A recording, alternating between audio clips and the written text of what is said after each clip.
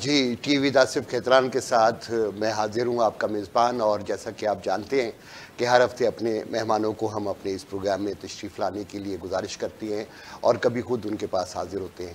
آج اتفاق سے ہمارے مہمان ہمارے ساتھ ہیں، اور جب آپ مہمانوں کو خوش آمدید کہتے ہیں تو دنیا میں مختلف، پاکستان سے لے کے دنیا میں مختلف طریقے ہیں جب آپ ان کو خوش آمدید کہتے ہیں. جیسے ہمارے ہاں خوش آمدید کہا جاتا ہے، ویلکم کہا جاتا ہے انگریزی میں، ست بسم اللہ جی آیا نو کہا جاتا ہے، اور ایک اور لفظ بھی ہے وہ ہے نی ہاؤ. جی ہاں، یہ چائنیز میں کہا جاتا ہے. میرے آج کے جو مہمان ہیں وہ پروفیسر ہیں بیجنگ انسٹیٹیوٹ آف ٹیکنالوجی میں. میں ان سے آپ کا تعارف کرواتا ہوں. وہاں ماشاءاللہ پڑھا رہے ہیں، اکنامکس کے پروفیسر ہیں. ڈاکٹر محمد شہباز میرے مہمان ہیں ٹی وی آصف کھیتران میں. السلام علیکم. جی وعلیکم السلام. کیسے ہیں آپ؟ جی میں بالکل ٹھیک ہوں، آپ کیسے ہیں؟ میں بالکل ٹھیک ہوں. آپ کا پروفائل دیکھ رہا تھا تو مجھے ایک فخر محسوس ہو رہا تھا کہ پاکستان میں ایک کیا بہت ساری ہستیوں میں سے ایک آپ بھی ہیں جو دنیا میں ریکگنائز کیے جاتے ہیں اپنے کام سے، جس کی ہم تفصیل آپ سے ابھی لیں گے. اور میں آپ کو عرض کروں کہ آج ہم نے چھوٹی سی بات بھی معلوم کرنی ہو کسی بھی حوالے سے تو ہم فوراً گوگل کا سہارا لیتے ہیں، سرچ میں ڈالتے ہیں. اور میرے لیے یہ خوشی اور فخر کی بات ہے کہ میرا جو آج مہمان میرے ساتھ موجود ہے، جب معاشیات کے حوالے سے سرچنگ میں آپ ڈالیں گے، بڑے ناموں کو تلاش کریں گے تو اس میں آپ کو ڈاکٹر محمد شہباز کا بھی نام ملے گا.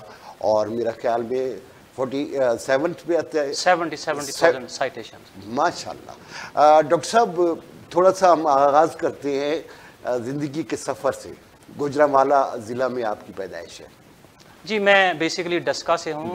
میرا ڈسٹرکٹ سیالکوٹ ہے. سیالکوٹ ڈویژن جو میری گوجرانوالہ ہے. گوجرانوالہ تو اگر ہم اس کو شروع کریں تو اب یہ کہہ سکتے ہیں کہ ہم 5 بھائی 2 بہنیں ہیں، میں سب سے بڑا ہوں. اچھا ماشاء اور میرے والد صاحب جو ان کی 11.5 ایکڑ زمین ہے جو ملک انہوں نے بعد میں خریدی، تو میرے ملا کے ساری جو والد صاحب کے دادا ابو کے حصے میں سے ان کو ملی. ٹھیک ہے.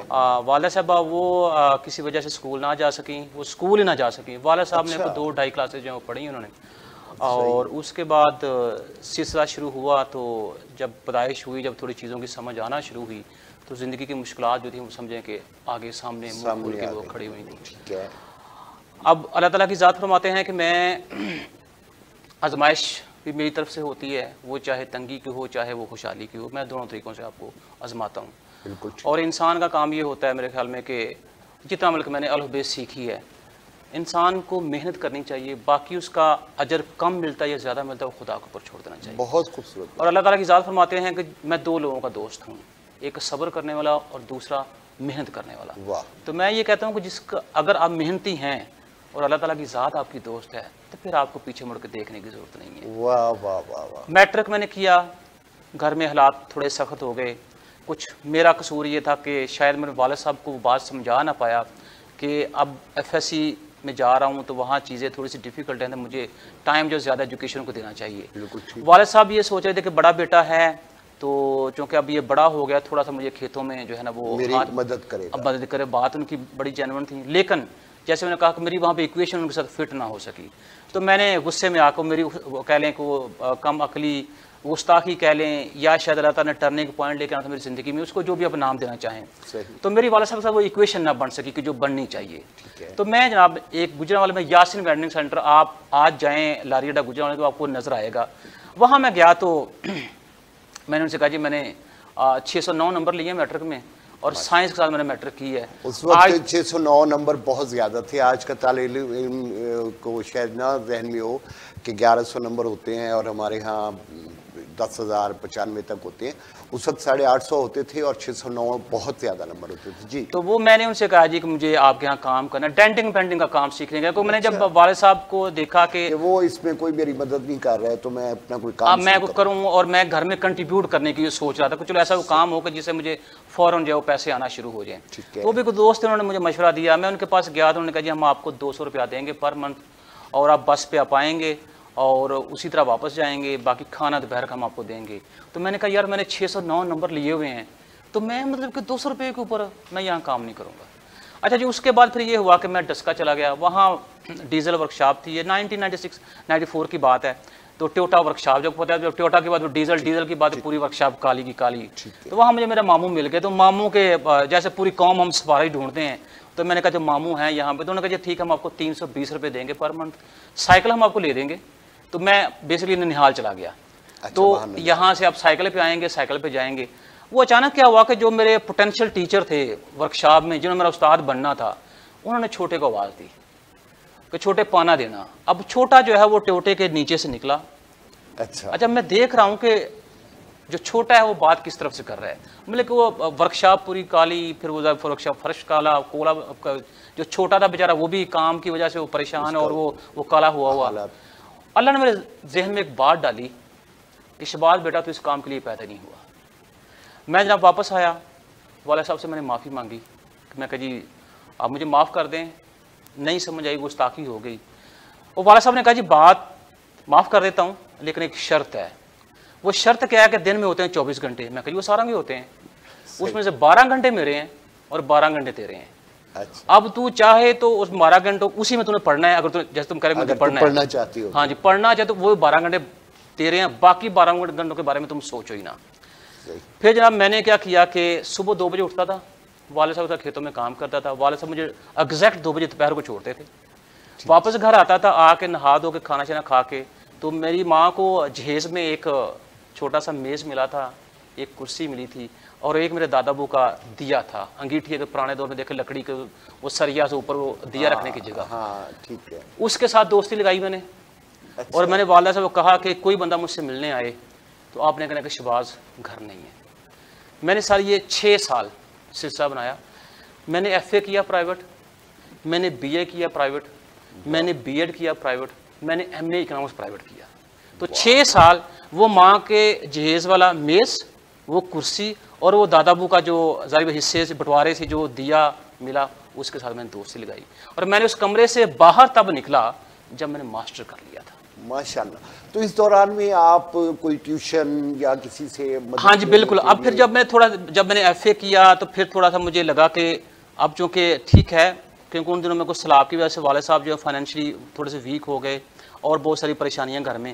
تو مجھے پھر لگا کہ تھوڑا سا مجھے کو اپنا جو میں نے ایف اے بی اے کیا ہے اس کو استعمال کر کے مجھے کو گاؤں کے اندر بھی تھوڑا کنٹریبیوٹ کرنا چاہیے. تو میں نے اپنے ٹیوشن اکیڈمی کھولی. اچھا وہ ٹیوشن اکیڈمی جو تھی وہ میں نے 4-5 سال چلائی. اور پھر جب میں نے ماسٹر کیا تو پھر میں کراچی شفٹ ہو گیا. آپ یہ کہیں کہ اس ٹیوشن اکیڈمی کی وجہ سے میں نے گھر کے اندر فائنینشلی بہت زیادہ میں نے سپورٹ کیا. ماشاءاللہ. پھر میں کراچی شفٹ ہو گیا. کراچی جب گیا تو وہاں پہ ہوا یہ کہ چونکہ میں پنجابی وہ دیے کی لائن میں بیٹھ کے پڑھنے والا بندہ جس کی نہ اردو اچھی نہ اس کی انگلش اچھی, میں جب کراچی گیا تو وہاں جا کے مجھے ایک پریشانی کا سامنا یہ ہوا. ایک چونکہ میں وہ پرائیویٹ سسٹم کا بندہ تھا, وہاں جب گیا تو وہ کوارٹر سسٹم آپ کا وہ سیمسٹر سسٹم, تو چیزیں بڑی میری ریچ سے باہر ہو گئیں. اچھا ایک پرابلم یہ ہوتا تھا کہ جب کراچی والے تھے وہ یہ سمجھتے تھے یہ پنجابی ہے, جب واپس آتا تھا تو یہ سمجھتے یہ اردو, یہ کراچی والا ہے. تو وہ بس میں اس میں 4 سال اسی میں رہا. وہاں مجھے ٹیچر صاحب میرے تھے محمد سبید بٹ صاحب, آج کل بیمار ہیں, میری دلی دعا ہے کہ اللہ تعالیٰ ان کو صحت دیں. تو انہوں نے بڑا میرے اوپر کہہ لیں کہ اپنا ٹائم جو قیمتی وقت انہوں نے صرف کیا. تو انہوں نے مجھے صحیح معنوں میں بتایا کہ ریسرچ بیسیکلی ہوتی کیا ہے. لیکن وہاں پہ پھر میرے ساتھ کوئی تھوڑی سی پالیٹکس ہو گئی, چلیں وہ ہر جگہ ہوتا ہے. تو پھر میں کراچی سے پھر میں لاہور موو کیا. اچھا جب لاہور میں نے موو کیا تو پھر این سی وی میں نے ایک پرائیویٹ انسٹیٹیوشن ہے ملتان میں بھی اس کا کیمپس ہے, تو وہاں پھر میں نے ایم فل کیا. جب میں نے ایم فل کر لیا تو میرے جو ٹیچر ہیں ڈاکٹر عبدالرحمان چودھری, امت الرحمان چودھری صاحبہ, مجھے کہتی شہباز میری خواہش ہے کہ تم نا پی ایچ ڈی میرے انڈر کرو. میں کہ میڈم بالکل آپ کی خواہش ہے. آپ نے ایم فل اکنامکس میں؟ ہاں جی میں نے ڈیولپمنٹ اکنامکس میں ایم فل کیا. ٹھیک ہے. اچھا جب میں وہاں سے میڈم کی جب یہ بات ہوئی تو میں نے کہا میڈم میں نے جی سی یونیورسٹی لاہور میں اپلائی کیا تھا, آپ جیسے آپ کا حکم. میڈم کہتی شہباز میرے خیال میں وہ زیادہ بہتر ہے. لیکن ہوا کیا کہ وہاں پہ بھی ڈیو ٹو سم ریزن میرا ایڈمیشن نہ ہو سکا. میں پھر اپنی میڈم کے پاس.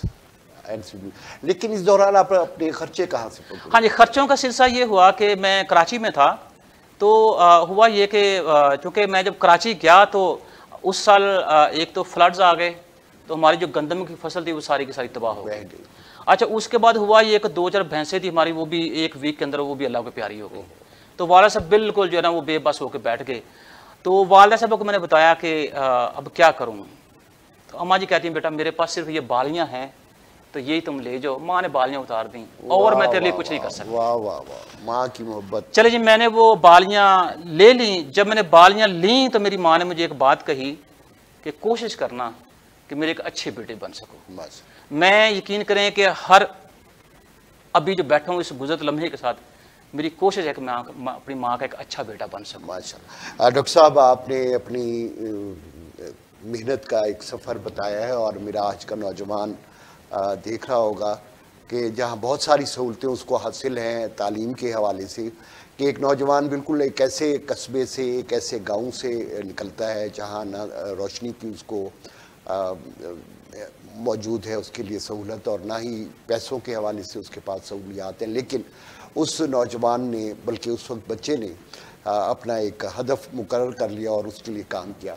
चाइना कैसे जाना हुआ, यूनिवर्सिटी में आप पढ़ाना शुरू हो गए? हाँ जी, उसमें मैं एक थोड़ी सी एक सेगमेंट है, मैं वो आपको बताना चाहूँगा। वो हुआ ये कि जब मैं कराची गया तो वो कुछ टाइम बाद वाला साहब जो मुझे 1 महीने बाद 1000 रुपया भेजते थे, वो मेरा 1000 रुपया आना बंद हो गया।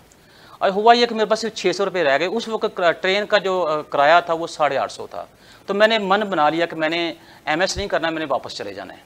कुछ चीज़ें इस तरह की मेरे साथ हुई, मैं बड़ा मायूस हो गया। तो फिर मैंने सोचा कि मौलवी साहब, बल्कि उससे मैंने ये सोचा कि शहबाज, अब तेरे पास टिकट के पैसे तो हैं नहीं है, अब तूने जाना पैदल ही है गुजरांवाला। तो मेरे ज़हन में एक बात आई कि मौलवी साहब अक्सर जब बिजली का बिल उन्हें इकट्ठा करना होता था तो सुबह सुबह ऐलान करते थे कि अल्लाह के रास्ते में 1 लगाओ तो अल्लाह ताला 70 देता है। तो मैं कहा बेटा ये पैसे ख़त्म भी हो गए तब तूने पैदल ही जाना है। अच्छा, मैं मलीर हाल्ट में था तो मेरे घर के सामने से पटरी गुजरती थी, तो वो जनाब सुबह को भिखारी बैठे, मैंने उसको 10-10 दिए, को 200 रुपये मेरा खर्च हो गया। शाम को जब वापस आया मैं तो फिर मैंने को भिखारियों को पैसे दिए, मेरे पास सिर्फ 200 रुपया रह गया। लेकिन उस दिन मैं इतना ज़्यादा थक चुका था, भूख मुझे लगी हुई, तो मैं जनाब ना छत पे था, मेरे नीचे था होटल, तो मुझे इतनी तकलीफ हुई कि दुख से मैं वो नीचे ही ना आ पाया। और मुझे ये बात करते हुए अक्सर मैं इमोशनल हो जाता हूँ कि मुझे याद, मैं कि मेरी माँ मेरे पास होती तो आज मुझे भूखा सोने ना देती कोई भी। मुझे सुबह मुझे तकरीबन 6:32 पे पहली कॉल आई कि सर आप कल हमारे बच्चों को ट्यूशन पढ़ाने आए थे, तो आपने जो फ़ीस डिमांड की है वो हम उसके ऊपर एग्री हैं। तो मैंने उनसे 6000 रुपया कहा था। अच्छा, फिर एक और फीमेल थी, वो CA कर रही थी, उनको मैनेजरियल इकनॉमिक्स पढ़ानी थी मैंने, तो मैंने कहा जी मैं आपसे 4500 लूँगा पूरे कोर्स का। अच्छा, एक मेल थे, उन्होंने इकोनॉमेटिक्स पढ़ना, तो उनसे मैंने कहा जी मैं आपसे 5000 लूँगा। हुआ ये कि जो पिछला दिन था, मैंने अपने इंस्टीट्यूशन में एक एप्लीकेशन दी कि आप जो मैंने फ़ीस आपको पे किया मुझे वही लोन के तौर पे वापस कर दें। वो मेरी एप्लीकेशन अनफॉर्चुनेटली रिजेक्ट हो गई। अच्छा, मैं फिर वो डिफेंस चला गया। सियालकोट की फैमिली थी, उनके 3 बच्चे थे, उनको मैं ट्यूशन पढ़ानी थी। अच्छा, मैंने घंटा पढ़ाया तो मुझे कहते फ़ीस, मैंने कहा जी 6000 रुपये आपने फ़ीस आपको बता दी। तो मुझे कहते हैं यू आर टू एक्सपेंसिव। मैं कहा जी आज का किराया लगा के मैं आ गया हूँ, बच्चों को मैंने पढ़ा दिया, आपका दिल करे तो मुझे सुबह कॉल कर लीजिएगा, ना करे तो मुझे कोई इतराज़ नहीं। Same I did the second candidate and same I did the third candidate. अच्छा, अब जब 7 बजे तो वो बच्ची का फ़ोन भी आ गया, जी हम भी आपकी खिदमत लेना चाह रहे हैं। 7 बजे तक, सॉरी 7:30 बजे तक तीसरी कॉल भी आ गई। मैं उस दिन फिर यूनिवर्सिटी गया तो मैंने वो एप्लीकेशन दी और मेरी एप्लीकेशन सेम डे अप्रूव हो गई। तो मैंने मैं कि इसका मतलब ये हुआ कि मैंने लगाया था 400, तो 4 को 70 से मल्टीप्लाई करें तो ये तो पैसे इसका मतलब उसके नज़दीक ही पहुंच गए हैं। तो मुझे फिर उसके बाद मैंने सर पीछे मुड़ के देखा। आज के दिन में माशाल्लाह मैंने जब नौकरी मिली तो फिर मैंने एक परसेंटेज खास जो है मैंने अल्लाह के रास्ते के लिए रख ली कि ये मैंने सबसे पहले काम करना है, बाकी चीज़ें बाद में। अक्सर लोग मुझसे क्वेश्चन ये करते हैं कि तुम जो काम कर रहे हो ये इम्पॉसिबल है, तो तुम एक नॉर्मल आदमी नहीं हो। सम टाइम लोग क्या करते हैं कि आपको डिग्रेड करने के लिए या आपको इरिटेट करने के लिए वो कहते हैं अच्छा यार ये तो नॉर्मल पर्सन नहीं है। तो मैं हंस के कहता हूँ कि चूँकि मैं नॉर्मल नहीं हूँ, आप सही कह रहे हैं, क्योंकि मैं सुपर नॉर्मल पर्सन हूँ। वजह उसकी ये है कि मैं ये समझता हूँ कि वो अल्लाह ताला की ज़ात जो फाइनेंशियल नोटों की फॉर्म में वो 17 गुना जो है वो तो इजाफा हो ही रहा है, लेकिन मेरी जो ग्रोथ है उसके अंदर वो मेरे बहन भाई, वो मेरे वालदैन, वो मेरे दोस्त अहबाब जिनकी मैं हिडन या ओपनली हेल्प करने की कोशिश करता हूँ, उनकी दुआएं भी शामिल हैं। और सबसे पहली बात आपसे मैंने कही, चूँकि मैं मेहनती हूँ और अल्लाह मेरा दोस्त है, तो फिर मुझे किसी चीज़ की कमी नहीं है। जी, बहुत सारी बातें डॉक्टर साहब से हमने और भी सुननी है और इसी तरह इनकी जो सक्सेस स्टोरी है उस पर बात करेंगे, लेकिन एक छोटे से वक्फे के बाद।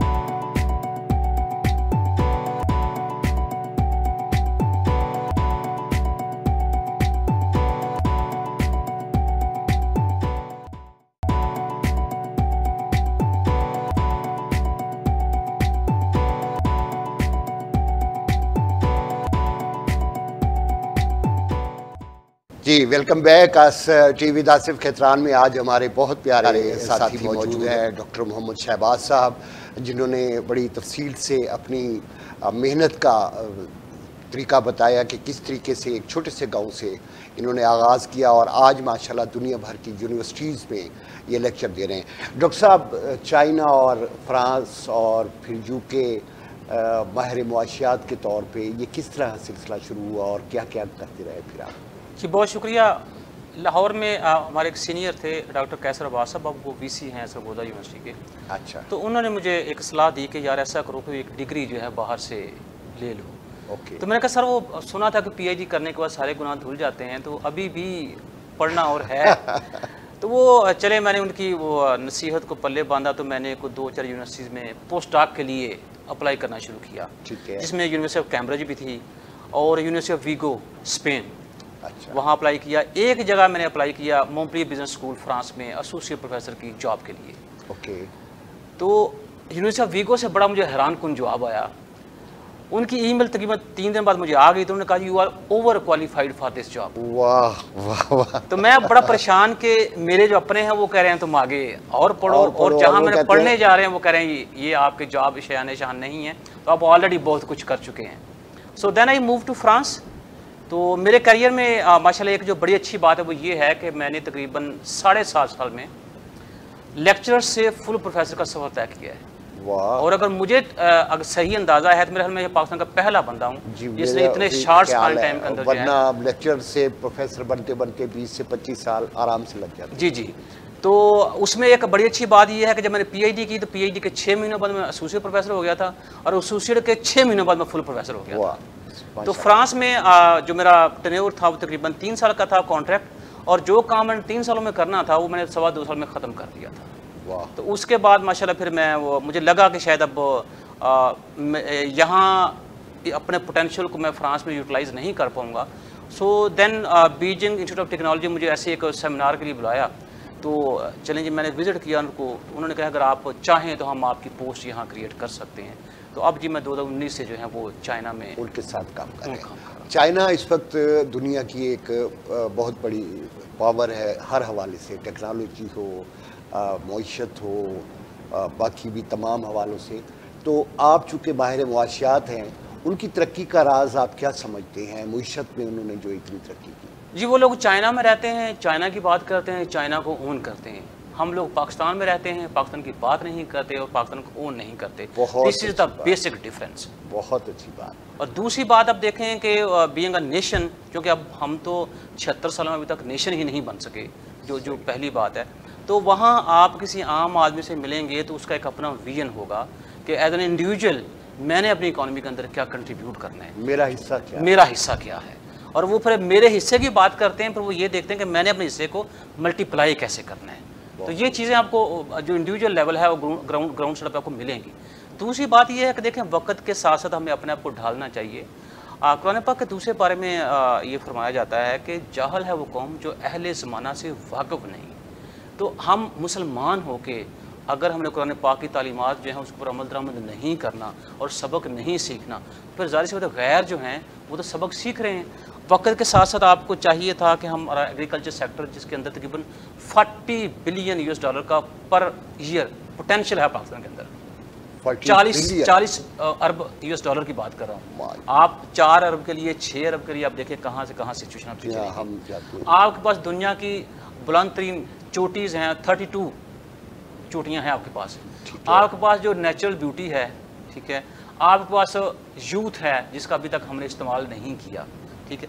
آپ ابھی دیکھیں جیسے ہمارے نگراں آئی ٹی منسٹر عمر صاحب سے انہوں نے کہا جی میں نے تہیہ کیا ہے کہ میں نے اس دور میں یا اپنے ٹرنور کے اندر $20 بلین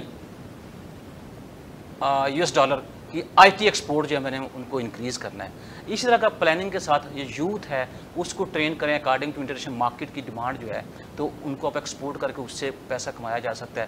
ٹورزم کو صرف آپ نے بیسک انفراسٹرکچر دینا ہے ان ایریاز کے اندر، تو وہاں سے پیسہ کمایا جا سکتا ہے۔ سوال یہ ہے کہ یہ کرے کون؟ بالکل, اور یقیناً اس کے لیے صرف حکومت نے ہی کوشش نہیں کرنی. ہمارا جیسے ڈاکٹر شہباز صاحب کہہ رہے تھے کہ ہر شخص اپنی جگہ یہ سوچتا ہے کہ میں نے کیا حصہ ڈالا ہے اس میں. ڈاکٹر صاحب, آپ دنیا گھومے ہیں اور ماشاءاللہ تعلیم کے حوالے سے گھومے ہیں. ہمارا جو سٹرکچر ہے تعلیم کا, اس کا موازنہ اگر ہم کریں باہر کی دنیا سے تو آپ دیکھیں جی, ایک آدمی جو دیے کی لائٹ میں بیٹھ کے پرائیویٹ ایفر کرتا ہے, پرائیویٹ بی اے کرتا ہے, پرائیویٹ بی ایڈ کرتا ہے, پرائیویٹ ایم اے اکنامکس کرتا ہے, پھر پرائیویٹ انسٹیٹیوشن سے وہ ایم فل کرتا ہے اور پھر پی ایچ ڈی کرتا ہے, وہ having entire education from Pakistan, وہ باہر جا کے فل پروفیسر بنتا ہے. لوگ باہر سے پڑھ کے آتے ہیں, اور میرا نہیں خیال ابھی تک میں کسی بندے سے ایسا میرا کوئی آمنا سامنا ہوا جو باہر سے پڑھ کے آیا اور 7.5 سالوں میں فل پروفیسر بناؤں. اس سے بڑی آپ کے سسٹم کی کامیابی اور کیا ہو سکتی ہے؟ واہ واہ واہ. تو صرف یہ ہے کہ آپ میں محنت ہو, پوٹینشیل ہو, کام کرنے کی صلاحیت ہو. میں سمجھتا ہوں کہ بندے کو اپنے ٹارگٹس خود طے کرنے چاہیے. ٹھیک ہے, اور جیسے میں نے آپ سے پہلے کہا کہ ہمارا کام ہے محنت کرنا, باقی اس کا اجر ہمیں کم یا زیادہ ملتا ہے وہ اپنے رب کے اوپر چھوڑ دیں. اور اللہ تعالیٰ کسی کی محنت نہیں رکھتے, اللہ نے بڑا پکا وعدہ کیا ہوا ہے. بالکل ٹھیک کہا آپ نے. آپ نے ابھی جو باتوں میں بات کی ہے اس میں آپ نے کہا ہمارا ملک زرعی ملک ہے, تو آج دنیا زیادہ جو ہے وہ زور دے رہی ہے صنعتوں پہ. تو آپ ان دونوں کو اگر موازنہ کریں تو ہمیں کیا آج کے دور میں زیادہ زراعت کی طرف بھی توجہ ضرور دینی چاہیے؟ دیکھیں جی, میرے جو ذرائع ہیں یا میرے ایسٹیمیٹس یہ کہہ رہے ہیں کہ آنے والا ٹائم جو ہے وہ آپ کا ایگریکلچر کا ہے, اور آپ بیسیکلی کہلاتے ہیں کہ ہم ایک زرعی ملک ہیں. تو ہمیں میرے خیال میں زراعت کے اوپر فوکس کرنا چاہیے. جیسا میں نے کہا اگر ہم اسی سیکٹر کے اوپر فوکس کریں ہم 40 ارب US$ اینول کما سکتے ہیں. باقی صنعت جو ہے وہ تو آگے ہے, باقی اب یوتھ کا استعمال جو ہے وہ آگے ہے, آپ کا IT سیکٹر وہ آگے ہے. بالکل ٹھیک کہہ رہے ہیں. ٹورزم کے حوالے سے آپ کا چونکہ پورے دنیا میں گھومنے کا ایک سلسلہ رہتا ہے, اور ہمارے کہا جاتا ہے کہ جو شمالی علاقہ جات خاص طور پہ ہیں, تو کیا ٹورزم انڈسٹری میں بھی ہم اگر کوئی کام کریں تو اس سے بھی ہمارے کوئی فوائد ہو سکتے ہیں؟ وہی بات, 15 سے 20 بلین US$ جو کما سکتے ہیں. میں ایک بڑی اچھی ایگزامپل دیا کرتا ہوں اکثر کا جب کوئی بات ہو ٹورزم کے اوپر, کہ دیکھیں آئیفل ٹاور پیرس میں ہے, اور یورپین پیرس کو جنت گردانتے ہیں کہ اگر ہمارا وہاں کو ٹور لگ جائے تو وہ بلکہ جنت سے کم نہیں ہے. تو دیکھا جائے اوور آل تو بیسکلی ہے تو وہ لوہا, ٹھیک ہے, مین میڈ ہے, اس سے وہ اربوں یورو یا اربوں ڈالرز کما رہے ہیں. اور آپ کے پاس تو دنیا کی بہترین نیچرل بیوٹی ہے, نیچرل سینریز ہیں, ٹھیک ہے. آپ نے صرف ایک ایپس میں جیسے کہا کہ بیسک انفراسٹرکچر آپ نے پرووائڈ کرنا ہے, اس کے بعد مارکیٹنگ. ہماری کسی شعبے کا آپ دیکھیں مارکیٹنگ کا شعبہ سب سے زیادہ زوال پذیر ہے, سب سے کم ہے. تو مارکیٹنگ کو ہم توجہ دیں تو میرے خیال میں ہم وہ جو کہہ رہے ہیں 20 بلین ڈالر جو کما سکتے ہیں. جیسا کہ آپ نے بات کی ہے, آپ چونکہ معاشیات سے تعلق رکھتی ہیں, تو جہاں تک میں نے معاشیات پڑھی نہیں ہے, لیکن جو آپ جیسے دوستوں کے ساتھ بیٹھنے کا اتفاق ہوا ہے کہ باقاعدہ طور پہ جب تک آپ مارکیٹنگ نہیں کریں گے تو آپ اپنی کوئی چیز بھی نہیں بیچ سکتے. یہ ایک بنیادی اصول. آپ دیکھیں بڑی چھوٹی سی بات ہے, آپ کا بچہ ہے وہ ایگزام میں بیٹھا, ایگزام اس نے پاس کیا, اس کی فرسٹ پوزیشن آ گئی, تو کیا آپ اپنے رشتہ داروں کو نہیں بتاتے؟ اپنے محلے کے لوگوں کو نہیں بتاتے؟ تو یہی مارکیٹنگ ہے. تو آپ کے پاس جو قدرتی نظارے ہیں, جو قدرتی مناظر ہیں, وہی بات جب تک لوگوں کو بتائیں گے نہیں, ان کو مارکیٹ نہیں کریں گے, ایڈورٹیز نہیں کریں گے, لوگ کیسے اٹریکٹ ہوں گے؟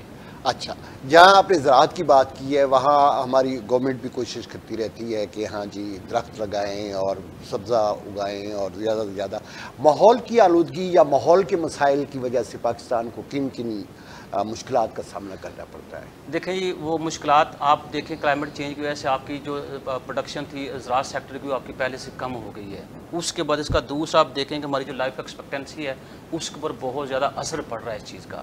اور تیسری بات آپ دیکھیں کہ جب یہ ساری چیزیں ہوں گی تو آپ کے ہیلتھ کے ایشوز ہوں گے جو کہ عام ہیں آپ کے پاس. اب مسئلہ یہ ہے کہ ہمیں چاہیے کہ لوگوں کے اندر اجاگر کی جائے یہ بات. کبھی میں بچپن میں ٹی وی کے اوپر ہم ایڈ دیکھا کرتے تھے کہ درخت بچائیں اپنے لیے, پوری قوم کے لیے. آپ مجھے بتائیں کہ آج وہ لوگوں زندہ ہے, آپ ہرے بھرے وہ سرسبز باغات ان کو کاٹ کے آپ گھر بنا کے دے رہے ہیں. وہ بات وہی آ گئی کہ وہ جو پچھلی گورنمنٹ تھی اس سے پیچھے 3.5 سال تھے کہ آپ نے ڈالر ایکسپورٹ کیا اور روپیہ آپ نے اکٹھا کیا. اب آپ کیا کر رہے ہیں کہ جو زراعت کے اندر آپ کا ایک پوٹینشیل تھا اس کو آپ کاٹ کے گھر بنا کے دے رہے ہیں. تو کل کو ان گھروں کے اندر رہے گا کون اور کیسے رہے گا جب آپ کے پاس کھانے کے پیسے نہیں ہوں گے, جب آپ کے پاس آپ کی معیشت بہتر نہیں ہوگی. چائنا ہمارا بہت ہی قریبی دوست ہے, سی پیک کا منصوبہ انہوں نے کیا, تو سی پیک سے آپ کیا امیدیں رکھتے ہیں ایز اے मुशद्दान। देखें जी, सी पैक एक बड़ा अच्छा मनसूबा है, इसमें कोई शक वाली बात नहीं, जिसके अंदर 62 बिलियन यूएस डॉलर्स का इन्वेस्टमेंट का वो मुआहदा जब हुआ था, वो जो अभी तक हम 25 बिलियन डॉलर इन्वेस्टमेंट जो है वो सी पैक की वजह से पाकिस्तान के अंदर आया है। देखें, वो चाइना के अगर उन्होंने इन्वेस्टमेंट इतना किया है तो उनके अपने इंटरेस्ट हैं जिसको मदद रख के वो इन्वेस्टमेंट कर रहे हैं। अब चूँकि आप एक होस्ट कंट्री है तो आपको भी चाहिए कि आपके जो अपने इंटरेस्ट हैं उनको अचीव किया जाए उस इन्वेस्टमेंट से।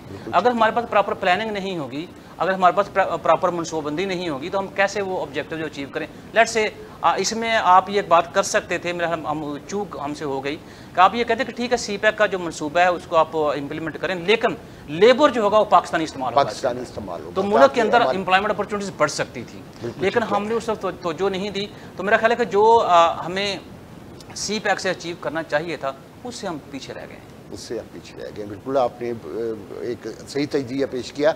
डॉक्टर मोहम्मद शहबाज साहब, आप चूँकि माहिर तालीम हैं और आपने दुनिया ख़ुद भी पढ़ा, एक स्ट्रगल की, उसके बाद आप दुनिया भर की यूनिवर्सिटीज़ में पढ़ा रहे हैं।